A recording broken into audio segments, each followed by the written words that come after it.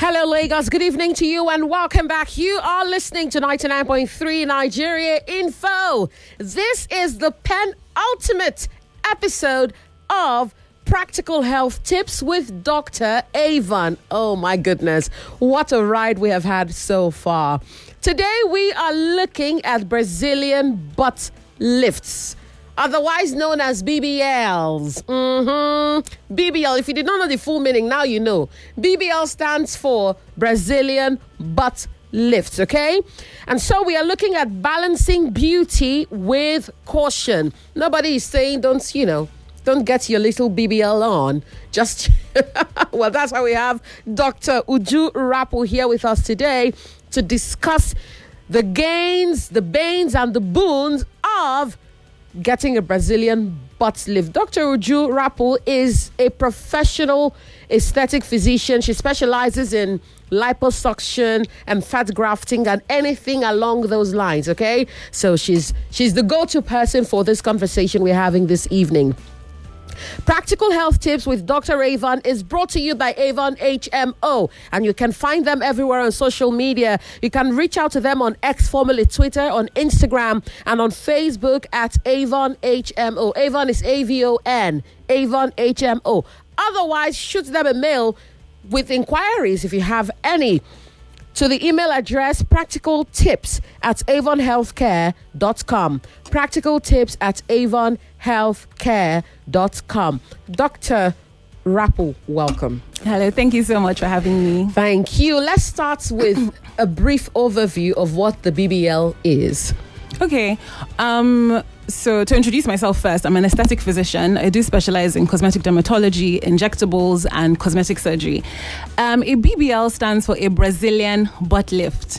It basically describes a procedure where we take out fat from areas where there's excess, so the tummy, the back, the arms, and we insert the fat into the buttock or the hips with the purpose of rounding it, improving the overall appearance and size. So that's what a BBL is. That's what a BBL is. This BBL ain't gonna kill y'all, okay? Because Dr. Rapu is here. What are some of the most common complications associated with the BBL? And before we get into that, how is the BBL different from other, surgeries that have to do with? Okay, so straight into complications. I have to say that all cosmetic procedures, all surgeries, everything comes with potential risks and potential complications. So we like patients to know if you want to get a procedure done, you need to give informed consent. That means you need to have the information. So it is right and it is correct to want to know what happens, what are the benefits, what are the risks, what are the potential complications, and how do you prevent this, for example. But I will talk about the main complications that people want to know about. The most devastating complication from the BBL, is called a fat embolism.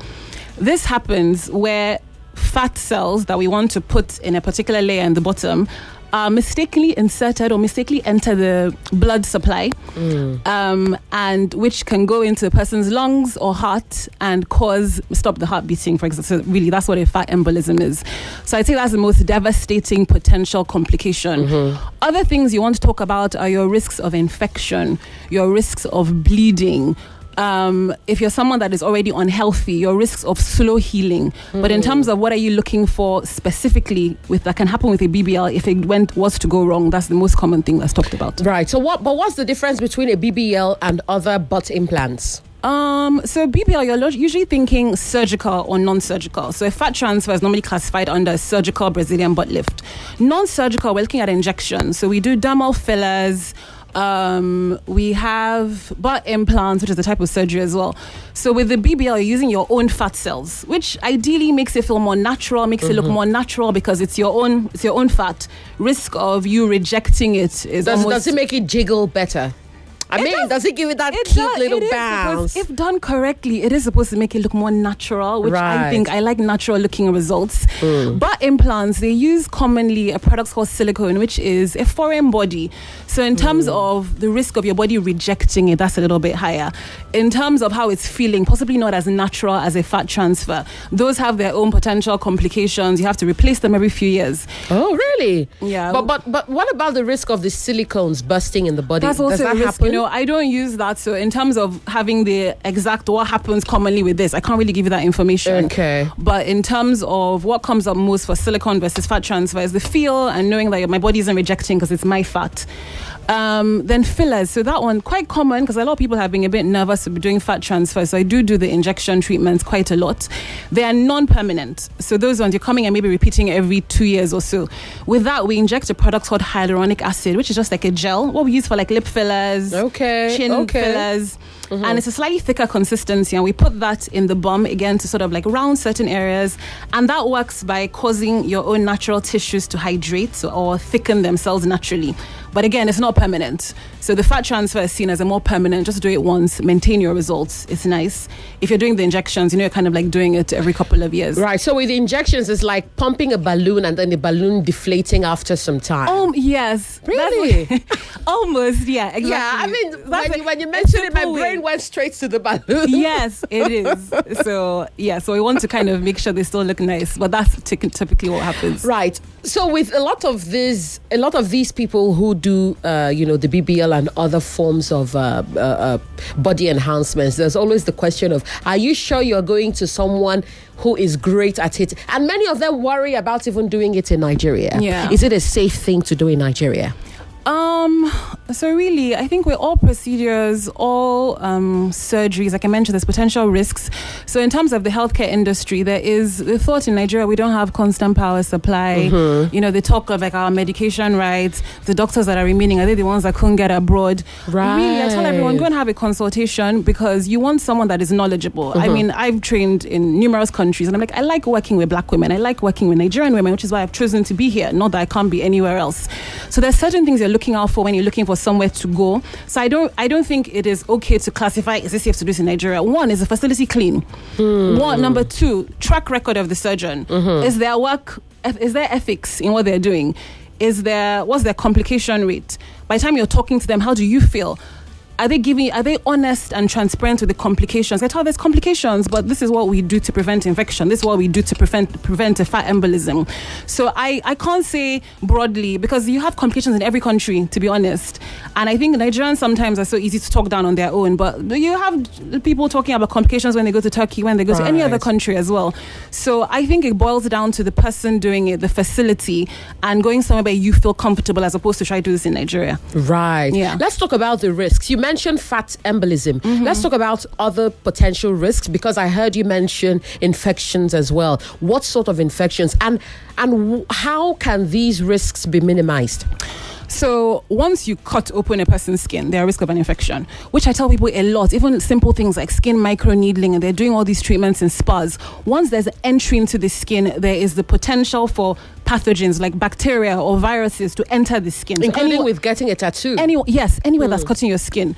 So I believe, first of all, anyone that's cutting your skin should be a trained, certified medical person because we have studied how to sanitize, how to make sure everything is clean and sanitary. Right.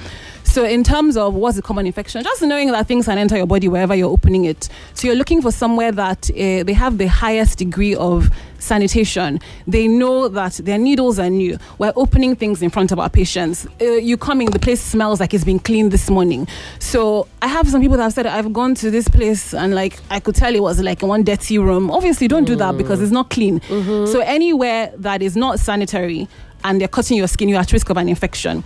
So things to do to prevent, first of all, so patient selection is important. When I say patient selection, you coming in, are you a healthy person or are you someone that is immunocompromised, which means you're likely to have an infection? Someone that has maybe, for example, diabetes, HIV, they tend to be more prone to infection. So knowing that you're picking someone that is healthy, number one, their immune system is healthy. Number two, the ethics of the place. Are they wearing gloves? Simple. I'm seeing people sort of injecting people without gloves. That's already a very silly thing to do. Mm-hmm. So common sense, when you're watching the person, do they have their masks on? Do they have their surgical gown? Is it a sanitized theater or theater setting? Then in terms of doing things correctly, because with mitigating risk, you want to do things correctly. Right. There's always a right way to do things. And the right way will always minimize your complications or your potential for error. So we use antibiotics a lot. We put people on antibiotics prior to their procedure, put people on antibiotics during the procedure, antibiotics afterwards. So there are basic things, like I said, there's risks, but there's things that are done the right way to mitigate or minimize these risks. So talking about infection, that's what we do. What should women look out for when choosing a facility for a BBL? You're looking for somewhere that is clean, first of all. You're looking for somewhere that is a registered medical facility. You're looking for somewhere that is run by a medical practitioner. If it's for liposuction or BBL, someone that has experience and training and certification in liposuction and in fat grafting. You want to do a consultation first. We all kind of know when something is a bit off. So go in, because I have people saying, oh, my friend said I should go here, and then this happened. I'm like, how did you feel when you went and spoke to that doctor? Ask your questions. Information is important. So get information from the person. You can also do your own research. In terms of me advising patients, this is something you need to think about. So I'm not going to say, come talk to me unless you're BBL or your liposuction tomorrow. This is the information. These are the potential risks. This is what I do to mitigate the risks. Let's manage your expectations. What are you trying to get? What is the healing process? Go back home, think, do research, come back and ask. So you're looking for someone that allows you ask questions, that is patient with you. And in terms of communicating with you, how ethical are they? Are they pushing what they want on you? Are they trying to take what you want into consideration? Those are the things I would say people should focus on. Right. You've mentioned fat embolism like 2 or 3 times, but I'd like for us to dwell on that for a bit, because I want people to really understand what that is, because I've heard of pulmonary embolism. Yeah. Talk to us about that. So fat embolism is basically, so the process, you're taking fat out. So we're liposuctioning. So you're getting fat out from certain areas. Then you're re-injecting it into the layer in the bum where fat is supposed to be. So we want to put fat where fat is supposed to be already. Right. So it's very specific layers in the bum. The bum, in terms of your anatomy, just what your bum looks like if I opened it. There's skin, there's a layer of fat, then there's a muscle layer where you're going to do your squats and that thickens up. And under the muscle layer, you have the blood vessels. So we know that putting fat cells in the bum, they always say fat cells might not catch. They don't always live, to be honest. That's why I tell you don't sit on your bum. Sometimes they die.